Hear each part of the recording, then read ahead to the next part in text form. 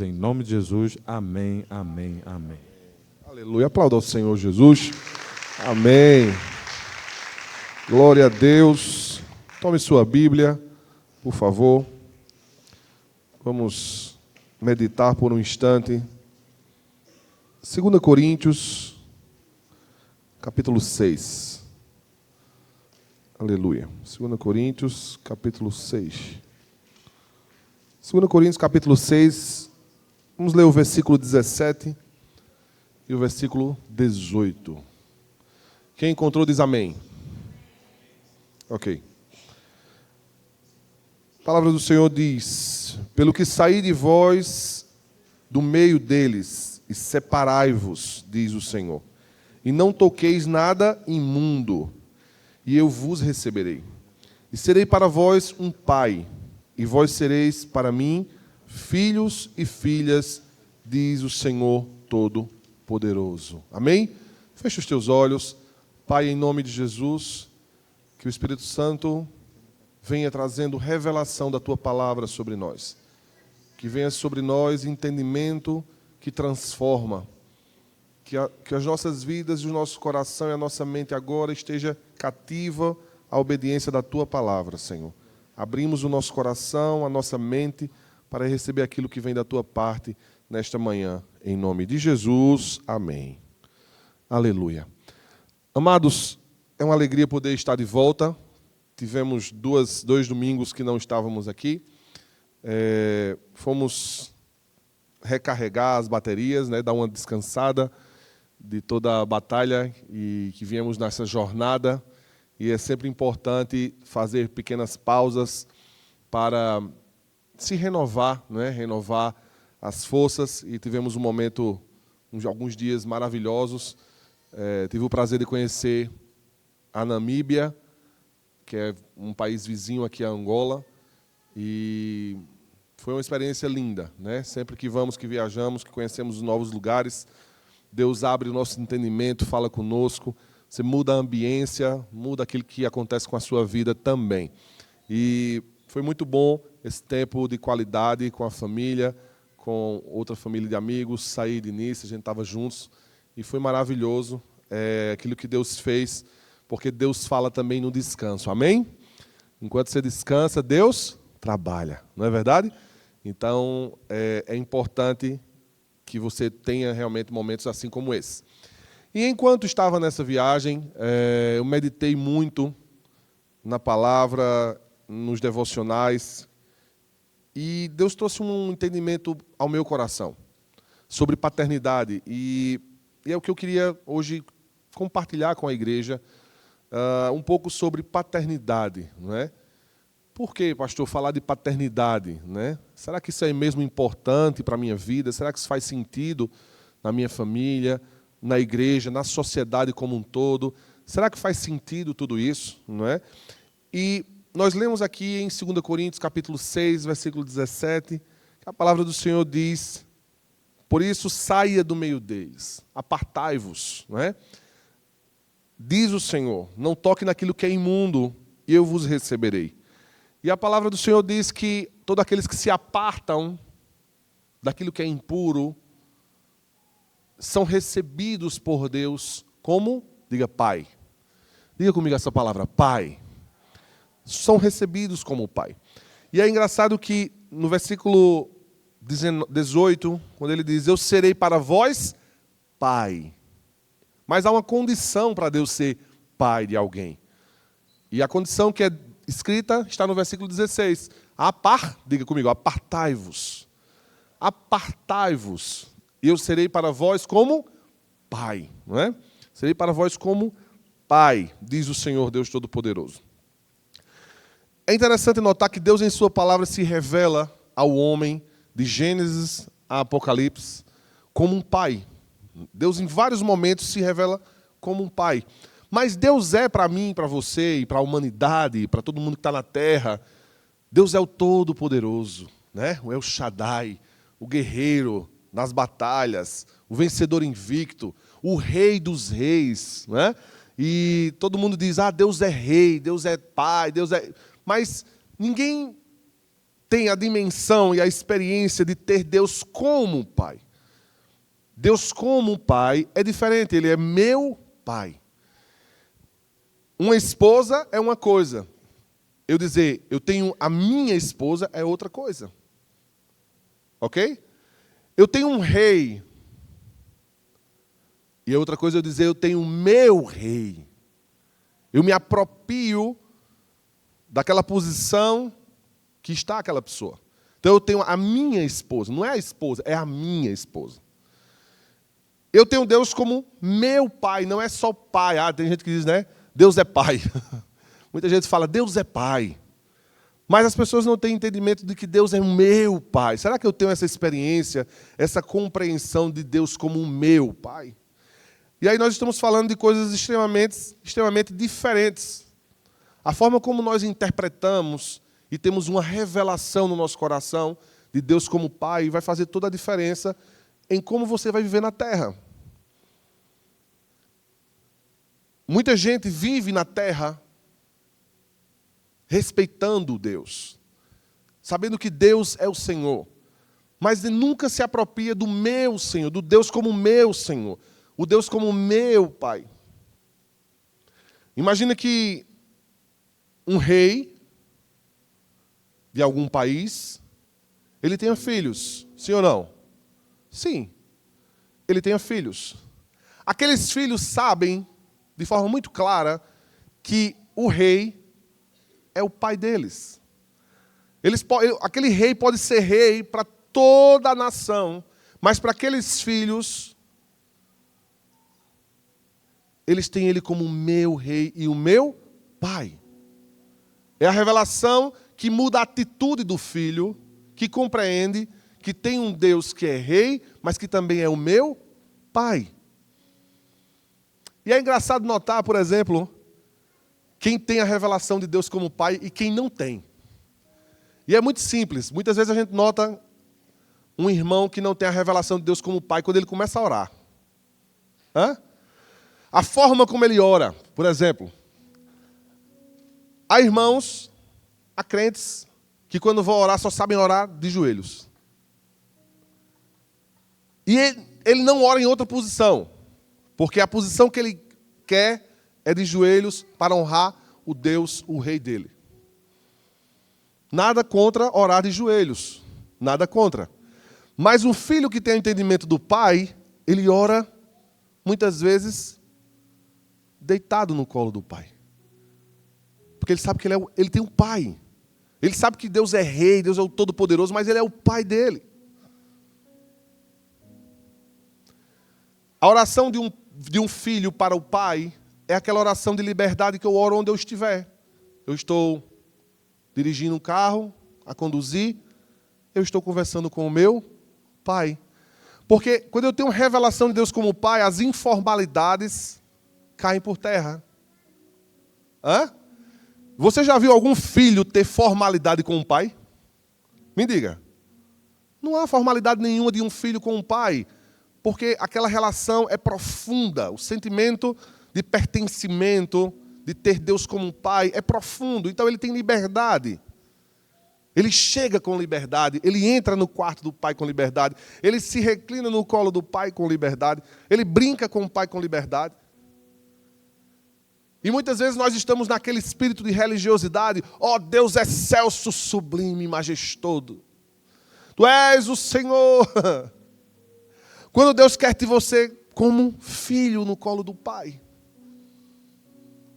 A revelação demonstra muitas vezes a sua reação que você tem quando está orando, quando está adorando. É muito simples. Eu acho que eu vou fazer um convite. Um dia, cada irmão, eu vou chamar um aqui para ficar aqui na frente, na hora da adoração. Vou escolher o irmão, fica ali. Você não vai adorar não, você vai só observar. E você vai ver como muitos de nós aqui, nota-se nas expressões que nós temos, quando estamos adorando, que nós não temos Deus como Pai. Nós temos Deus como Rei, como Todo-Poderoso. Onde você tem que reclinar a cabeça e ficar em reverência. Alguns nem abrem a boca porque acham que não pode falar diante de Deus. Porque quando Deus fala, o homem se cala. E alguns têm até medo de falar. E aí nós vamos ver que essa ausência da revelação da paternidade de Deus causa inúmeros prejuízos na nossa vida. E nós trouxemos elas lá, vou chegar lá, do nosso relacionamento em casa. Quando vais perceber que o teu pai, fostes um filho que tiveste um pai, que era um pai muito rude contigo, muito rígido, muito autoritário. Às vezes você teve um pai que não foi aquele pai que te acolheu, que te deu carinho. Muitos nem receberam nunca um abraço do pai. E isso é muito comum no continente africano. Filhos que não recebem abraços. Um simples abraço de um pai que acolhe. E nós transferimos essa experiência para Deus.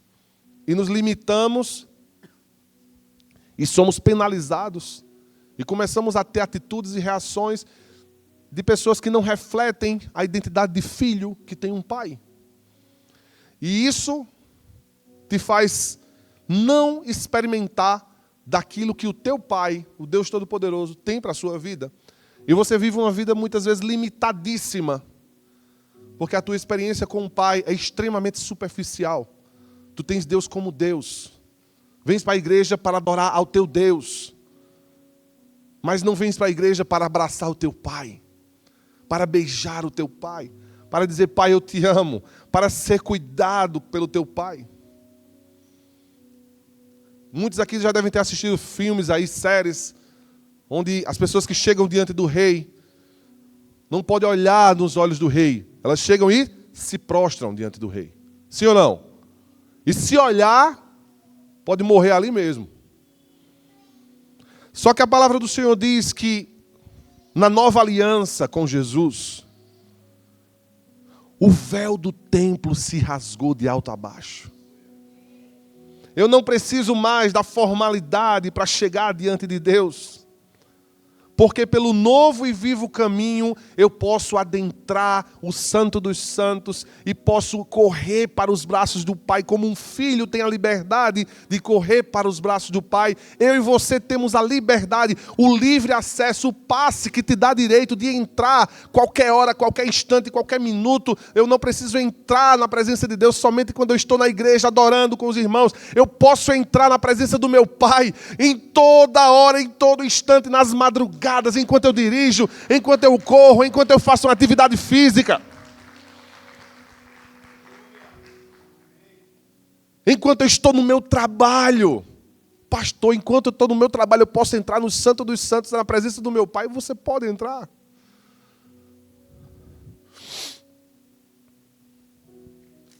Aleluia. A grande pergunta é hoje, que eu quero fazer para você: qual o tipo de relacionamento que você tem com Deus? Qual é o tipo de relacionamento que você tem com Deus? Amados, a revelação da paternidade define inclusive a tua identidade, sabia? Uma pessoa que tem uma revelação da paternidade de Deus, essa pessoa, ela carrega marcas inconfundíveis de um filho que anda na presença do Pai.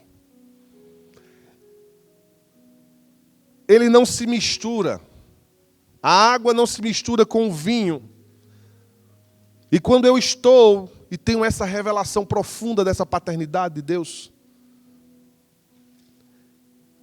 as características do meu Pai são transferidas para o meu caráter, a minha personalidade é tocada, a forma como eu ando, a forma como eu tenho minhas atitudes, aquilo como eu ajo com as pessoas, diante da sociedade, diante da minha casa, diante da minha família, tudo que diz respeito à minha vida começa a ser afetado quando essa revelação de ter Deus como Pai começa a chegar no meu coração. Aleluia. Se olharmos para o Novo Testamento, uma das palavras que Jesus mais falou no Novo Testamento foi Pai. Jesus, quando se dirigia a Deus, era o meu Pai. Como é que ele nos ensina a orar? Pai Nosso. Primeira palavra da oração, Pai. Olha o peso que há nisso. Não é Deus todo... Não, Pai nosso. Meu Pai. Ele toma posse da paternidade, que ele não é um filho órfão aqui na terra. Aleluia. Quem não sabe onde está essa oração, pode abrir lá em Mateus capítulo 6, versículo 9. Você vai ver Jesus ensinando os discípulos a orarem. Mas é interessante notar uma coisa aqui. Alguns irmãos na fé têm vergonha, constrangimento, baseado em uma falsa humildade de pedir coisas boas a Deus. E essa falsa humildade, irmãos, muitas vezes é dizer assim: eu não vou pedir a Deus uma casa para morar no Talatona. Vou pedir uma casa para morar lá, aonde? Diga um bairro aí. Diga um bairro aí, bem assim, distante. Como? Paraíso? Jesus, eu nunca conheço esse bairro. Paraíso. Um bairro bem distante, assim, da centralidade. Não, eu não vou pedir a Deus isso. É porque é pedir demais. E você não pede a Deus, é por isso que você não tem. Sabe por quê? Porque eu não enxergo, eu não consigo perceber um pai que quando o filho pede uma bicicleta a ele, escute bem, quando um filho pede uma bicicleta a um pai, eu não escuto ver o pai dizer que vai procurar a bicicleta lá nos achados e perdidos, as bicicletas de ocasião, toda arrebentada, toda quebrada, todo pneu, para dar um filho. Um pai faz isso, gente? Sim ou não? Não. O que é que o pai faz? Se sacrifica. O pai deixa até de comer para poder dar o melhor ao seu filho. E para ter coisa ruim, não precisa orar. Para ter coisas ruins, não precisa orar. É só você ficar ali no meio da rua pedir. Ô fulano, me dá esse chinelo rasgado aí, esse tênis furado. As pessoas vão te dar, que vão ter misericórdia. Não precisa orar. Mas se você tem Deus como pai, você vai orar. E você não tem que orar pedindo a Deus o pior. Você tem que orar pedindo a Deus o melhor. Porque Deus vai te dar o melhor. Mas nós vamos entender que há um processo aí. Eu acho muito interessante que, assim, todas as vezes que eu me mudei aqui, de um apartamento para o outro, foram por causa da pastora Eveline, da minha esposa. Eu não queria me mudar. Eu, pastor. Porque eu olhava e dizia, eu não tenho condições de pagar esse apartamento. E ela olhava e dizia, Deus proverá. E é tão engraçado que, literalmente, ela está aqui como minha testemunha. Esse último apartamento que nós estamos, ela chegou para mim e disse, olha, surgiu um apartamento aqui no condomínio. E eu queria que a gente fosse lá olhar. Eu disse, não, quanto é? Quando ela falou o valor, eu disse, eu nem vou. Não, pode ir só, vai na paz. Não, a gente tem que ir. Eu disse, era assim, 3, 4 vezes mais do que eu podia pagar. E literalmente eu disse, eu não vou nem perder tempo. Não, vamos. Ela insistiu, vamos, Deus vai nos dar, Deus vai prover. Quando eu chego no apartamento, que eu entro, tanta insistência, o apartamento tinha tudo, completo de tudo, tinha tudo, irmão. A mulher queria deixar até as roupas de cama, ela queria deixar tudo. E eu olhei e disse, vou sair daqui correndo. Porque, literalmente, não há possibilidades financeiras para isso. E ela olhou e disse, Deus vai prover. E foi 3 vezes isso aconteceu, seguidas. Ela sempre, e Deus tem isso, né? Parece com as mulheres, né? Ela sempre ia na frente para dizer, Deus vai prover. E, amados, um valor que era 3 vezes mais, ficou apenas 1 vez. E aquilo, na mesma hora, quando entramos, no dia que eu conheci o apartamento, nós fechamos o negócio ali mesmo. Porque eu disse, é incrível como Deus honra a fé de uma filha que pede a um pai coisas boas. Que tem a ousadia de pedir a Deus coisas boas. Amados, pedir a Deus para morar lá nos quintos do não sei o quê. Isso você, em nome de uma humildade que você, eu moro em qualquer canto. Eu ando em qualquer carro. Não, isso é falsa humildade. Esqueça isso. Você tem direito, você pode pedir a Deus o melhor. Você pode pedir a Deus o melhor, mas nós vamos ver aqui como é que funciona isso. É só pedir? É só orar dizendo, Deus, me dá o carro que eu quero, me dá o apartamento que eu quero morar, me dá um emprego, Senhor, o melhor emprego que existe. Será que é só orar? Não. Nós vamos ver que existem alguns detalhes aqui que nós precisamos conversar sobre isso. Há 3 fases para você materializar a bênção de Deus na sua vida. Diga comigo, 3 fases. Abra a Bíblia em Mateus capítulo 7. Volta aí alguns livros da palavra do Senhor. Mateus capítulo 7.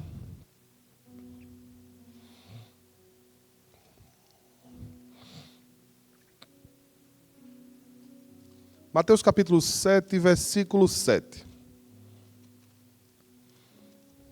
Aleluia. Mateus capítulo 7, versículo 7. A palavra do Senhor diz, pedi e vos será dado. Buscai e achareis. Batei e vos será aberto. Pois aquele que pede, recebe. O que busca, encontra. E o que bate, se abre. 3 fases. E nós estamos falando de 3 fases da mesma pessoa. Porque o mesmo que bate, é o mesmo que busca, e é o mesmo que recebe. Primeira fase. Pedir. Pedir. Senhor, meu Deus, meu Pai, eu quero isso, isso, isso. Eu quero, Senhor, um emprego que eu tenho sonhado, que eu tenho orado, e eu vou colocar diante de Ti, eu estou Te pedindo. Se eu continuar orando na igreja, pedindo a Deus um emprego, pedindo a Deus para abrir essa porta, e continuar aqui sentado nos bancos da igreja, fazendo pedido, aquele pedido não se materializa, porque Deus já te deu na oração. Quando você pede, Deus já te deu. Só que agora você precisa ir para a segunda fase, que é o quê? Irmãos, qual é a segunda fase? Buscar. Buscar. Eu preciso ir à procura. Eu não posso ficar somente orando. Se eu oro hoje, Senhor, dá-me, que eu tenho certeza que a minha esposa orou, né? Senhor, eu quero morar naquele apartamento. Eu quero morar naquele apartamento. No dia seguinte, ela foi o quê? Buscar. Não tínhamos o dinheiro, não tínhamos as condições, não tinha possibilidade alguma financeira de ir, mas ela foi buscar, porque ela já orou. Quando ela foi buscar, que encontrou, a terceira fase foi? Foi o quê?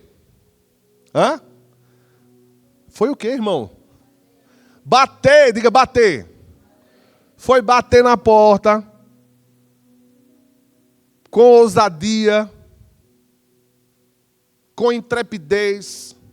Você passa na concessionária, aí você olha aqueles carros, você diz, queria tanto um carro desse, Senhor.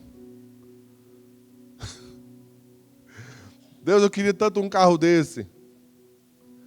E ora, Senhor, me dá um carro. Nunca foi na concessionária buscar o carro.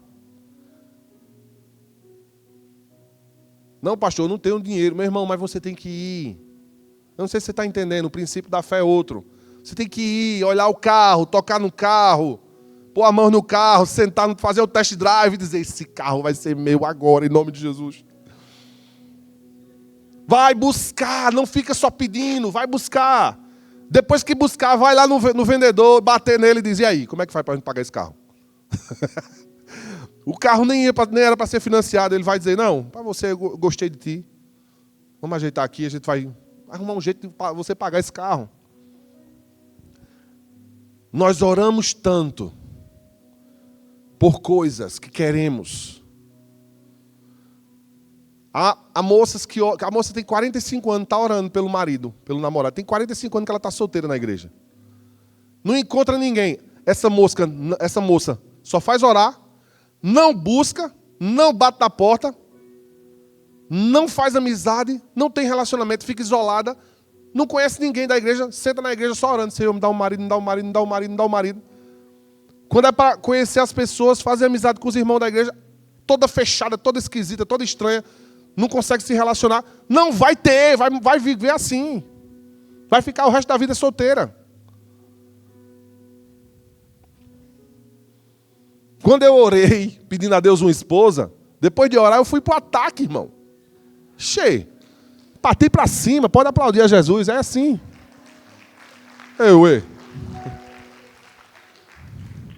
Fui conversar com ela.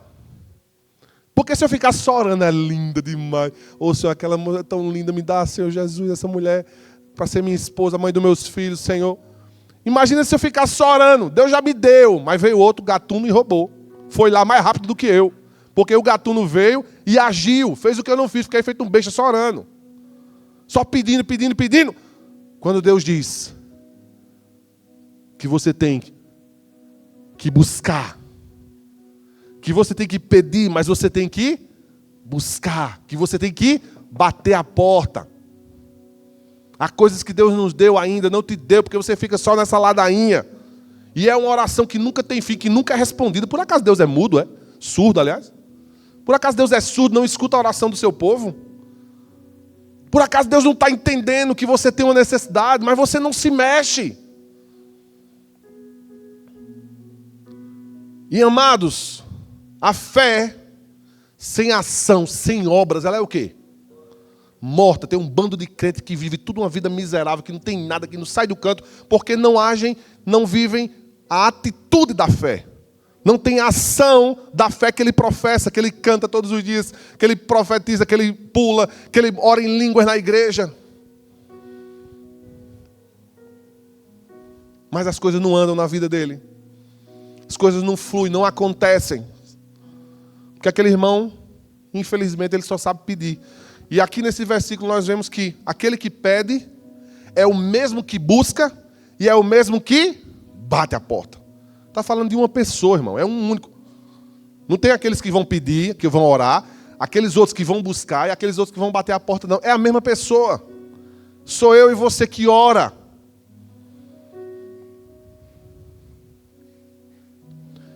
Nós temos orado por um terreno para a igreja. Sim ou não? Sim. Mas nós temos buscado também. E nós temos batido de porta em porta. Eu, o pastor Fernandes, sempre estamos atentos aonde tem um lugar para a gente ter o nosso terreno, construir a nossa própria igreja. Mas se nós ficarmos aqui dentro só orando, só orando, só orando, só orando, só pedindo, pedindo, pedindo, não. Ah, mas os terrenos são milionários em Talatona. E o que é que eu tenho a ver com isso? Se Deus diz que se eu buscar, se eu pedir, se eu bater a porta, ela vai se abrir. Ela vai se abrir, irmãos, eu creio, mas nós temos que ir, amém?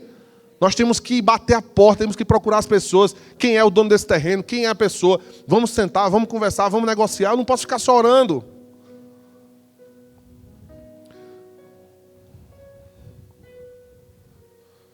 Amém, queridos?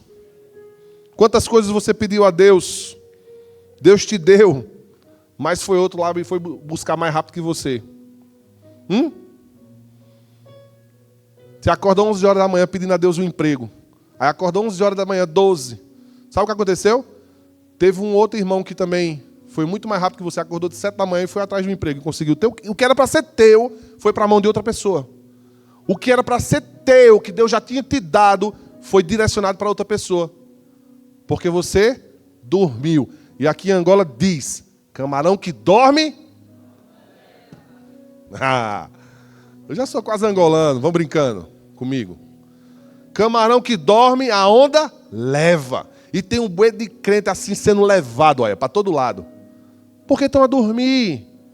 Achar que tudo é muito espiritual. Ah, não, vou orar e vai tudo acontecer enquanto eu oro. Vai tudo acontecer enquanto eu declaro, eu profetizo. Não se mexe. Não tem atitude. Mas isso reflete a ausência da revelação de Deus como Pai. É simplesmente isso. A paternidade não existe no seu coração. A paternidade está extremamente distante. Você não acha que merece ter o melhor apartamento, morar num canto bom? Você acha que não merece, que Deus... Eu não preciso, não, Deus, não. É tipo assim, eu sou humilde, pastor. Não. Que isso?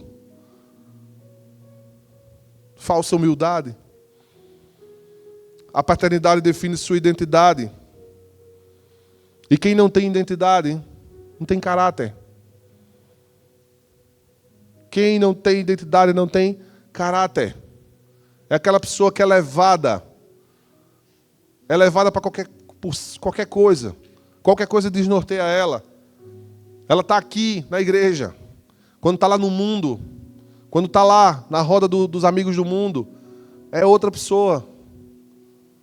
Não conseguem resistir a um pedido de um amigo para que beba com ele. Não consegue dar não. Porque é engraçado que aquele que não tem a experiência da paternidade com Deus, ele não tem identidade e ele tem um medo gigante de ser rejeitado pelas pessoas. É aquela pessoa que tem medo de ser rejeitado na roda dos amigos, de ser incompreendido. O que é que as minhas amigas vão dizer se eu não for lá? O que é que meus amigos vão dizer se eu não compactuar com isso aqui? Ele está sempre querendo agradar todo mundo. Sabe o que acontece quando uma pessoa quer agradar todo mundo? Ela não agrada ninguém.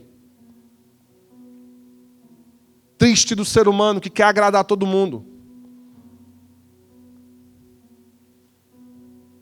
Vocês estão numa igreja onde há aqui pastores que não estão aqui para agradar ninguém.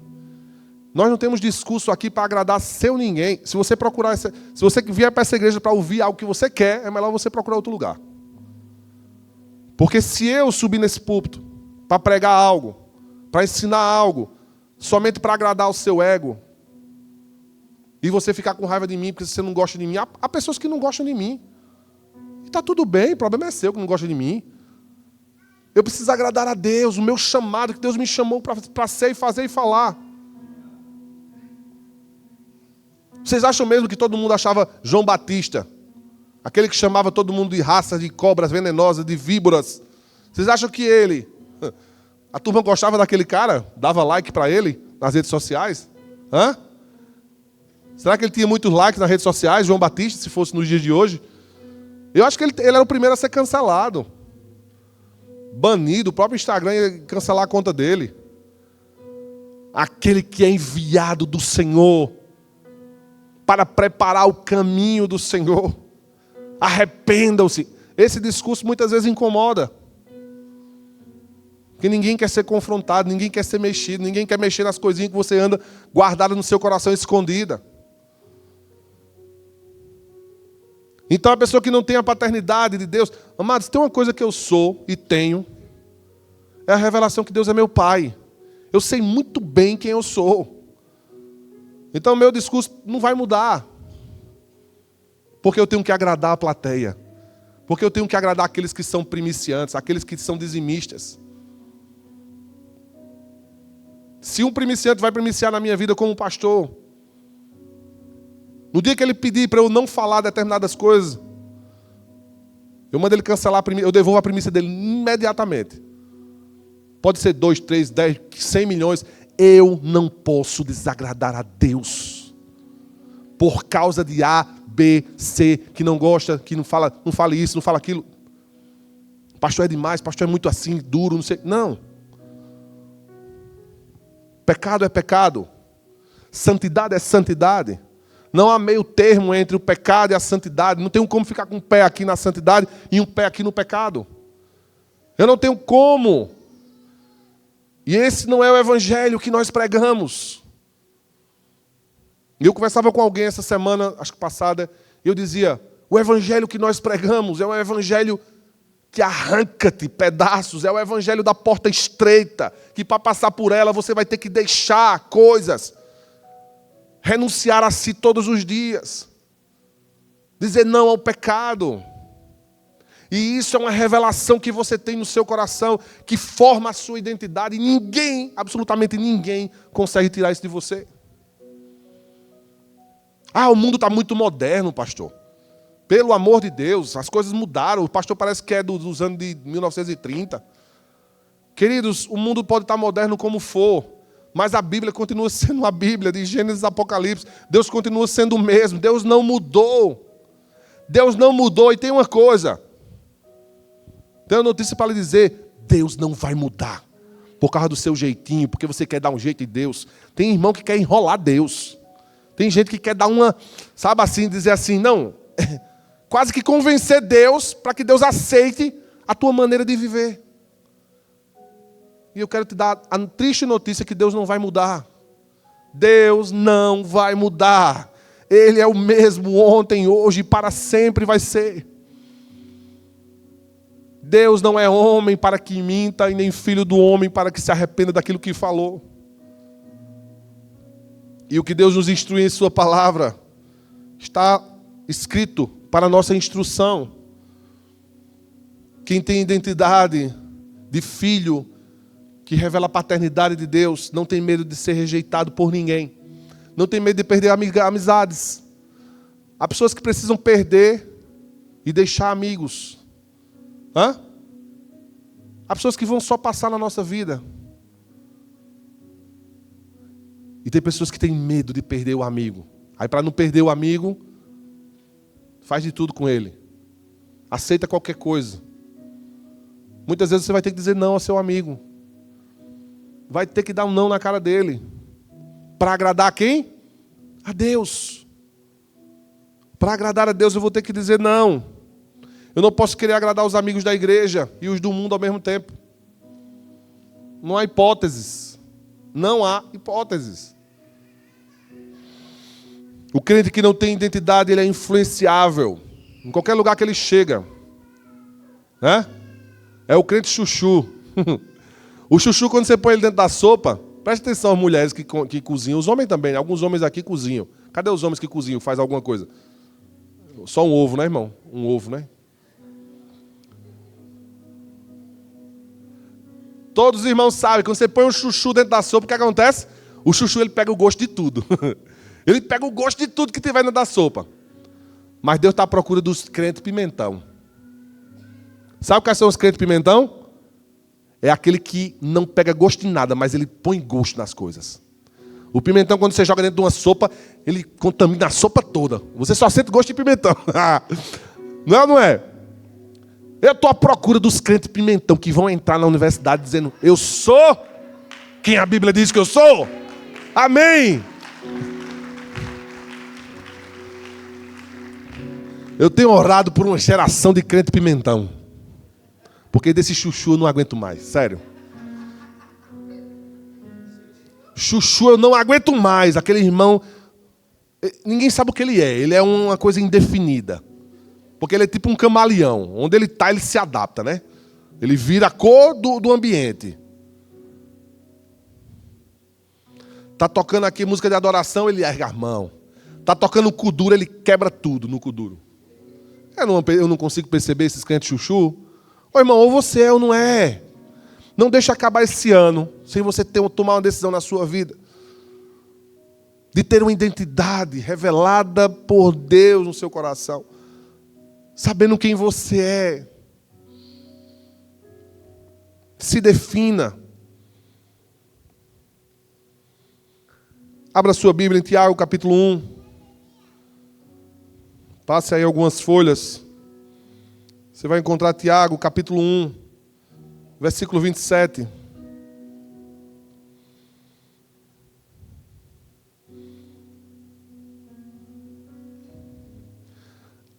Tiago, capítulo 1, versículo 27.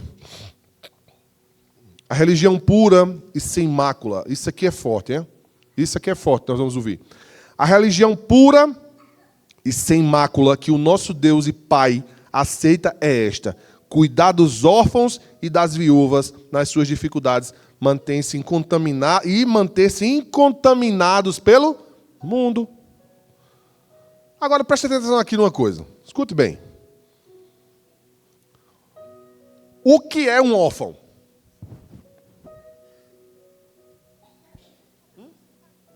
Ninguém sabe o que é um órfão?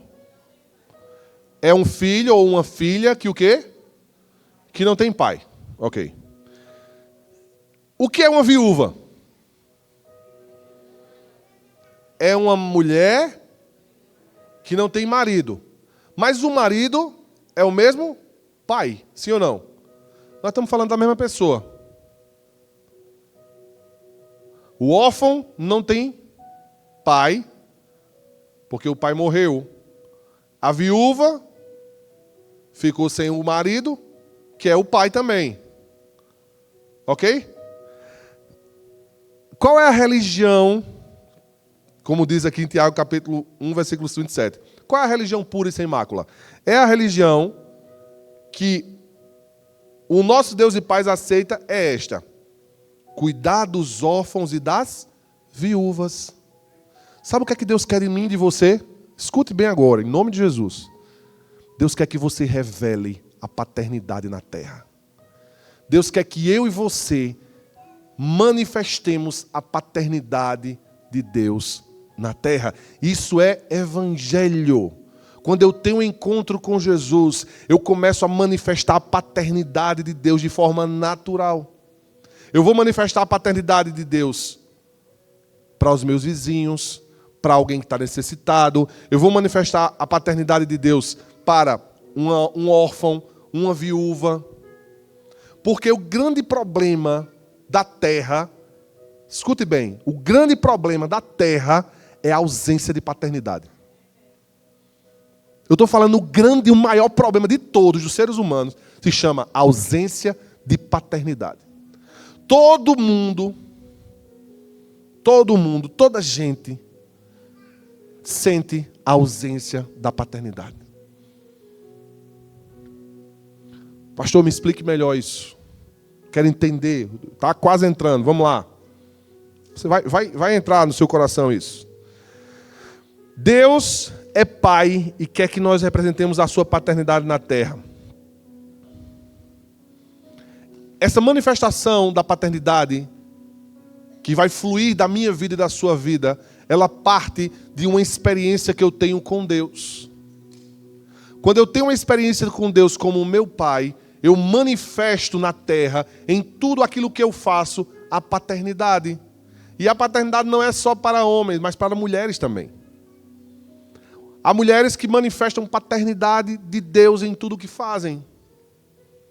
Quando você acolhe um ferido, um doente, um necessitado, quando você dá esperança, quando você alivia a dor de alguém, quando você orienta alguém que estava querendo tirar a sua própria vida, e você consegue ensinar ele que ele não pode fazer isso, você manifesta a paternidade que Deus quer que você manifeste.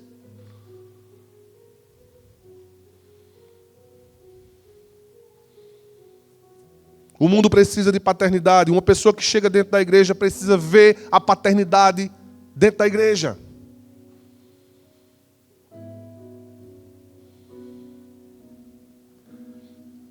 Toda filha, mulher, toda menina, modelam o pai. No seu relacionamento entre marido e mulher, ela modela o pai, como o pai trata a mãe, como o pai respeita a mãe, como o pai honra a mãe, como o pai ama a mãe. Ela modela o pai, o tipo de relacionamento que ela quer ter quando ela crescer. Toda menina vai modelar o pai dentro de casa. Agora você veja a responsabilidade nossa de pais. Quando você percebe que o contrário acontece, aquela menina enxerga um pai que não respeita a mãe, que não honra a mãe, que bate na mãe, que xinga a mãe. Vai acontecer, só há duas hipóteses para essa menina. Só há duas coisas para acontecerem com essa menina. Uma é entrar em um relacionamento quando ela tiver adulta abusivo e aceitar o relacionamento abusivo, porque ela simplesmente está modelando o que aconteceu com ela dentro da casa dela. E a segunda hipótese é, sabe o quê? Ela, quando crescer, dizer: eu não quero homem. E aí vocês já sabem o que acontece com uma menina que não quer se relacionar com homem. Começa a ter interesse por outra mulher. Porque a filha menina modela constantemente, 24 horas do dia, as atitudes do pai, de como o pai trata a mãe. E o menino? O menino que está dentro de casa, o filho homem, modela o pai em seu caráter. Veja como é grave, como é sério. Porque o menino homem, dentro de casa, já notou que a criança, menino homem, ele quer sempre mostrar ao pai, pai, eu sou mais alto que você. Ele sobe no sofá para ser mais alto, né? Pai, eu tenho mais força. Porque ele tem um pai como herói. E ele quer ser como o pai dele. Toda criança, menino, quer ser como o pai. Então ele modela o pai no caráter, nas atitudes, em como o pai reage.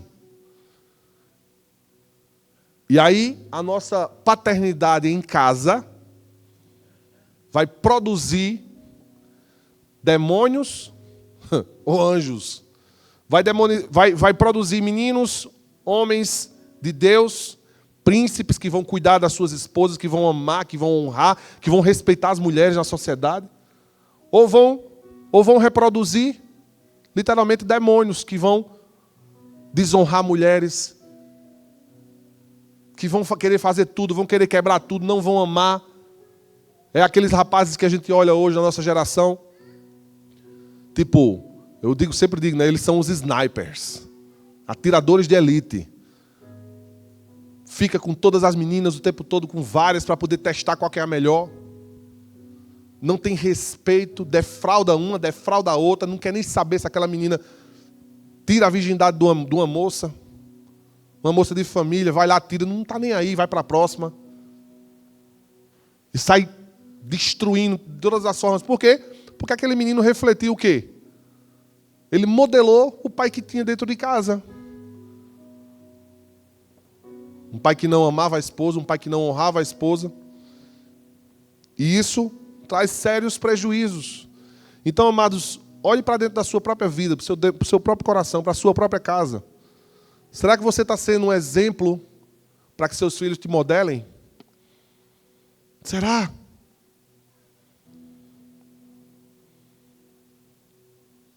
O Evangelho não é só ler Bíblia. O Evangelho não é só saber versículos decorados. O Evangelho é para ser praticado. Praticado. Quando eu não pratico, eu sou apenas um ouvinte que não experimenta uma transformação na vida. Homem, seja pai, seja provedor. Assuma o lugar de cabeça da sua casa. Quando você está fazendo isso, você está sendo exemplo não só para dentro da sua casa, mas você está sendo exemplo para a sociedade como um todo. Quando o homem assume a sua posição de homem dentro de casa, de pai, ele está sendo um exemplo de paternidade na igreja, ele está sendo um exemplo de paternidade nos relacionamentos, no trabalho.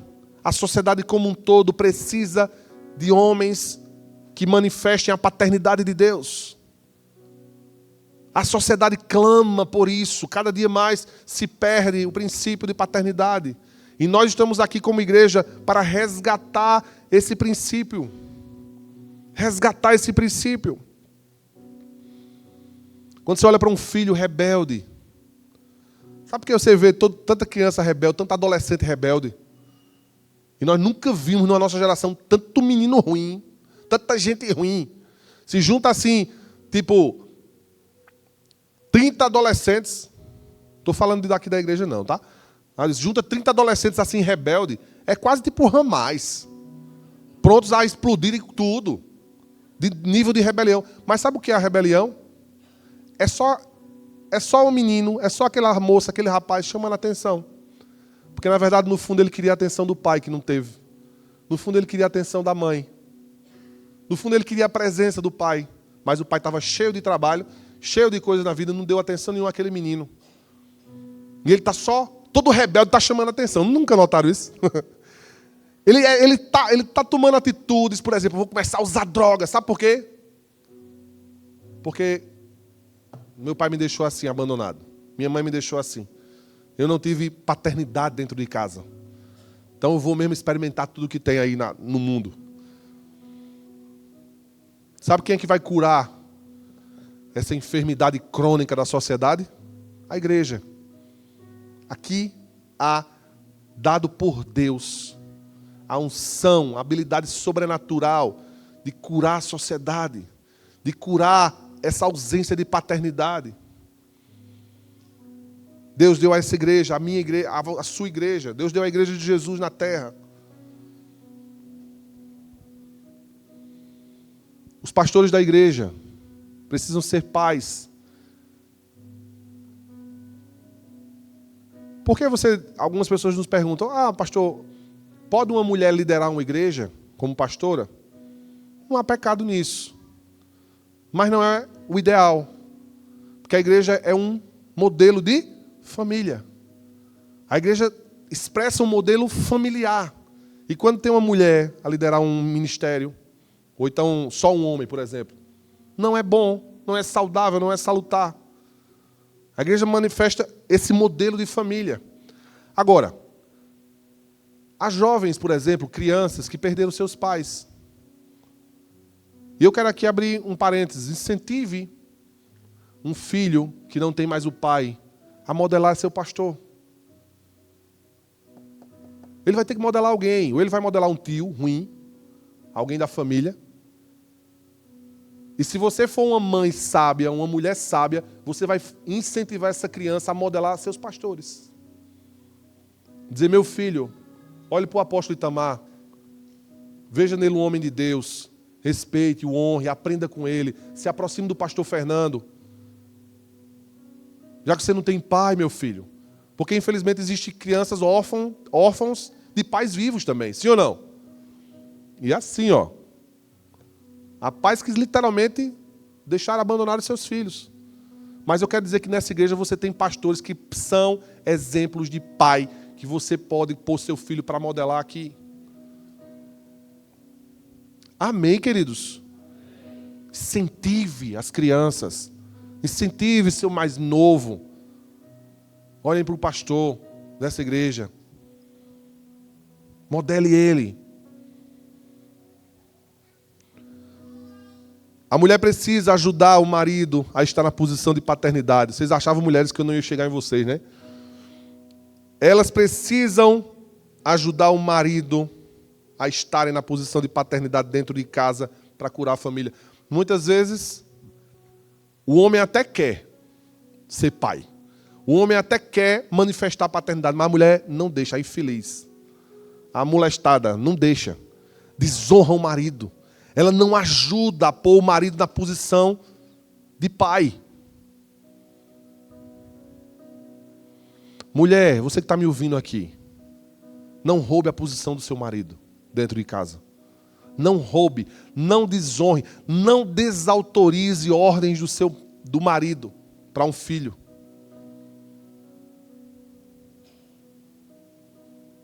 Sabe aquela mulher, quando termina a janta, todo mundo jantando na mesa, aquela mulher olha, você está rindo, aquela mulher olha pro marido e faz, ei, tira o prato da mesa, enfitete.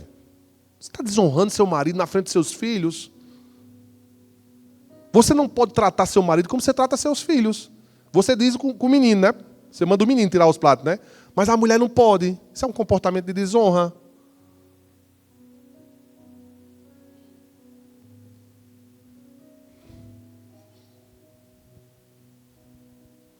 Ei, fulano, deixa essa toalha aqui. Começa a desculhambar o marido, que o marido, às vezes a gente, né? Deixa uma toalha assim, um cantinho assim, outro.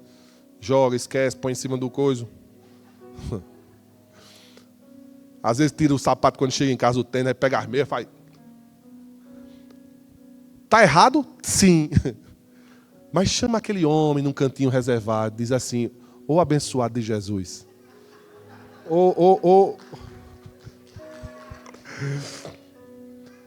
Não deixa as meias assim soltas no meio da casa. Estou fazendo aquilo e chamando a parte para as crianças não ficarem assim, né? Sentindo que eu estou repreendendo uma autoridade dentro de casa. Aí ele vai entender. Tem uns que têm cabeça dura, vão demorar um pouquinho mais, mas a mulher você vai guardando a posição, entendeu? dele. A mulher vai zelando pela posição dele, para que os filhos nunca vejam um homem desmoralizado pela mulher dentro de casa. Não tem coisa mais terrível. Aquela mulher, no lugar de ser instrumento de cura, ela é instrumento de maldição. Ela é instrumento de ferida, ela é instrumento que diminui o pai diante dos filhos. Eu sei que os pais vivem uma vida estressante, correria. Chega em casa, não tem muita paciência com as crianças. Às vezes dá uma palavra um pouco mais ríspida, mais dura com o filho. Às vezes o pai se excede na repreensão. Ele se excedeu na repreensão. A mãe percebeu, porque mãe nota, né? Quando o castigo é excessivo demais. Rapaz que querem, tipo, vou castigar você, vou pegar você, vou pegar um prego na sua mão aqui. Rapaz, querem fazer isso mesmo com os filhos. Tem uns filhos que merecem mesmo.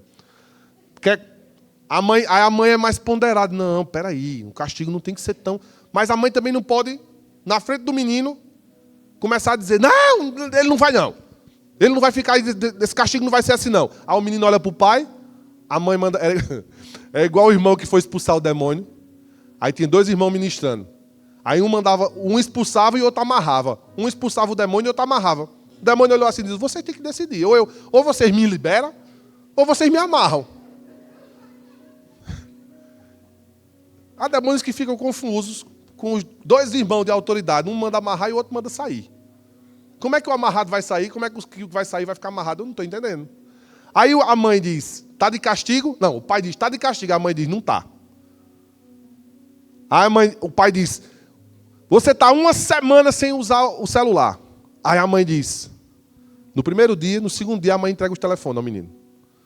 Você está desautorizando, desonrando uma decisão de uma autoridade que manifesta a paternidade dentro de casa.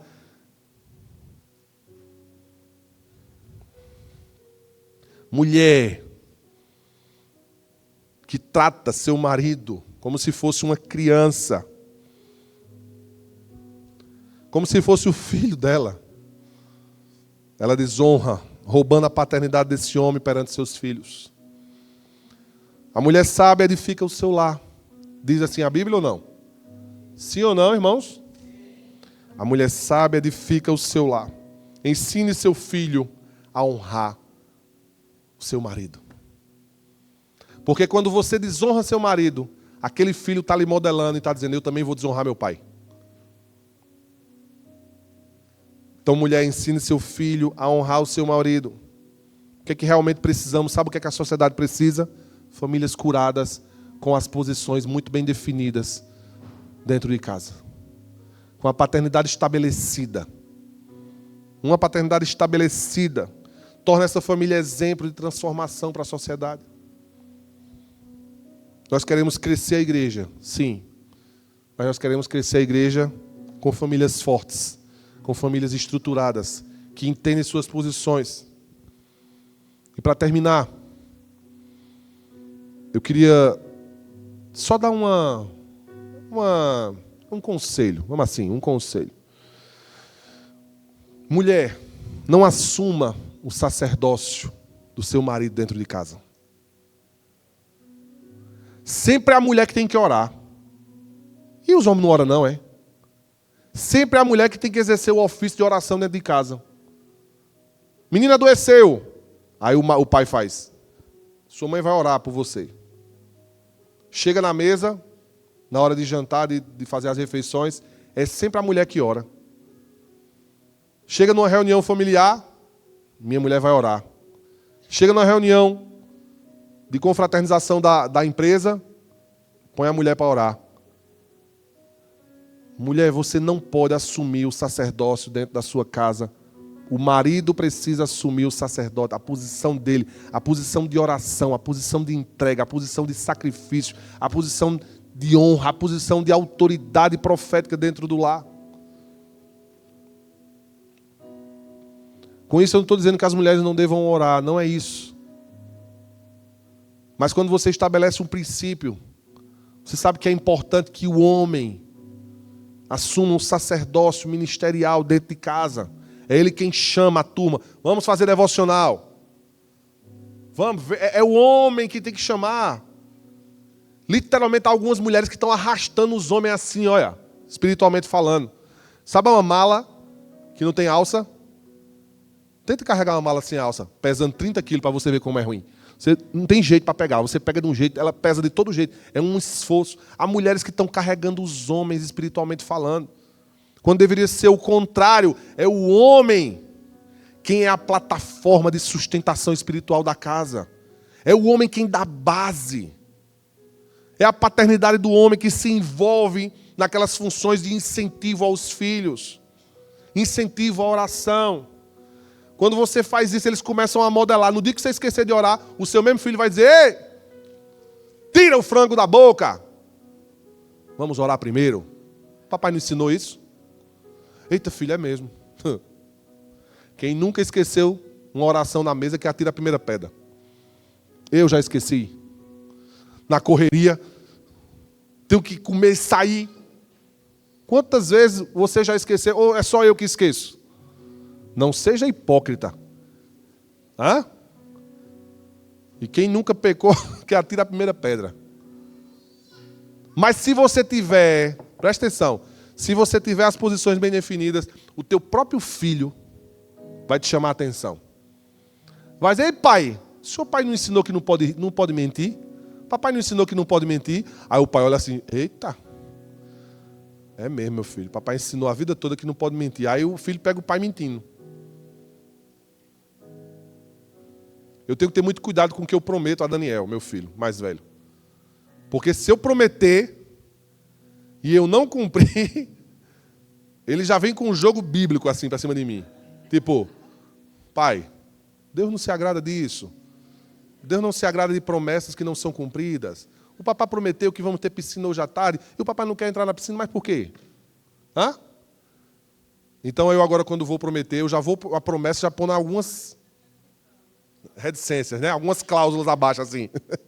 Olha, filho, domingo depois do culto a gente vai jogar basquete na casa do tio Fernando. Mas pode acontecer de não dar certo.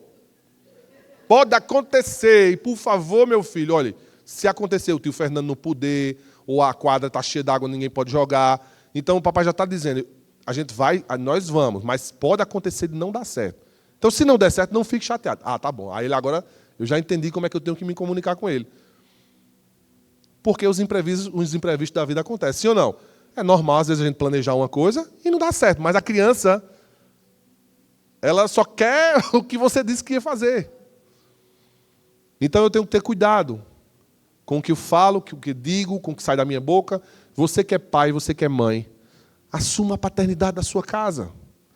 Amém, queridos? Homens, assumam a liderança espiritual da sua família. Assuma a liderança espiritual da sua casa. Não fique como uma mosca morta, esperando a mulher fazer tudo por você, esperando a mulher levantar a família, esperando que a mulher vai desse sacrifício quando você fica lá assistindo Netflix, olhando o jornal. O menino está doente, morrendo, você não se levanta para fazer uma oração pelo seu filho. É a mulher que corre, que ora, põe remédio, põe não sei o quê, e o homem fica lá. Esse abandono da paternidade, amados, gera inúmeras coisas, porque as crianças estão observando o tempo todo, elas estão aprendendo o tempo todo, elas estão modelando você como pai, você como mãe o tempo todo. Esse menino, quando ele estiver grande, ele nunca vai querer orar. Hã? Ele nunca vai ser um menino de oração. Porque quando foi a última vez que seu filho viu você orando? Quando foi a última vez que teu filho te viu lendo a Bíblia? Aí você quer que seu menino seja um menino santo, né? Aí você quer que seu filho seja um adolescente que esteja na igreja, firme nas promessas do Senhor. Você quer tudo, mas você foi um péssimo pai, você foi um péssimo exemplo, você foi um péssimo sacerdote que abandonou a sua função de paternidade dentro da sua casa. Então não exija que seus filhos sejam o que você não foi. Não exija que você tenha resultados daquilo que você não plantou. Por favor, em nome de Jesus, vamos pelo menos ser coerente com aquilo que nós somos. E assim vamos construir famílias fortes, que tenham a revelação de Deus como Pai, que tenha a revelação no coração e que manifesta essa revelação da paternidade, que traz com ela a provisão. O pai traz segurança para a família. O pai traz proteção para aquela casa. A paternidade manifesta um pai e uma mãe que são suportes para todos os membros da família. E não dois pais desorientados, largados, irresponsáveis. Irresponsáveis civilmente, irresponsáveis espiritualmente.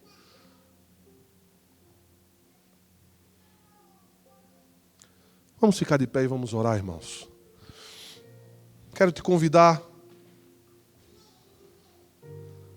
a pedir ao Senhor que resgate e restaure essa paternidade. Aqui não há um sermão, uma pregação